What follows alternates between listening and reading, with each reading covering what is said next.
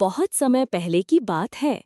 भारत के एक सुंदर से गांव में एक नेकदिल राजा राज करता था।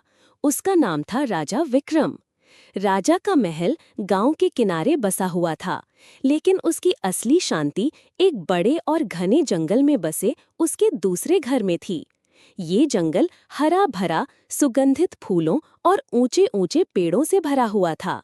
राजा ने यहाँ एक सुंदर बगीचा भी बनवाया था, जिसमें कई दुर्लभ पौधे और औषधीय जड़ी बूटियां उगाई जाती थीं। गांव के लोग राजा को बहुत मानते थे। वे राजा के दिए हुए कार्यों को पूरी निष्ठा से करते थे। कोई बागवानी करता, कोई जंगल की सफाई करता, तो कोई जड़ी बूटियां इकट्ठा करता। राजा का जंगल और बगीचा पूरे राज्य की शान बन गया था। लेकिन एक दिन कुछ अजीब हुआ। जंगल में दूर दूर से बड़े बड़े जानवर आने लगे, जैसे हाथी, जंगली सांड और भालू। वे जंगल में घूमते घूमते बगीचे तक पहुंचने लगे। उन जानवरों ने बगीचे में घुसकर पेड़ पौधों को कुचलना शुरू कर दिया। कई औषधीय पौधे नष्ट हो गए।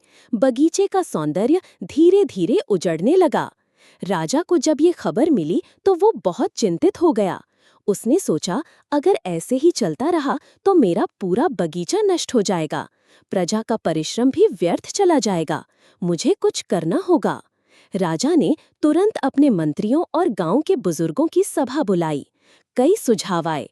कुछ बोले जानवरों को भगा दिया जाए, कुछ बोले जंगल को बंद कर दिया जाए। लेकिन राजा को हिंसा मंजूर नहीं थी। वो जानवरों को नुकसान नहीं पहुंचाना चाहता था।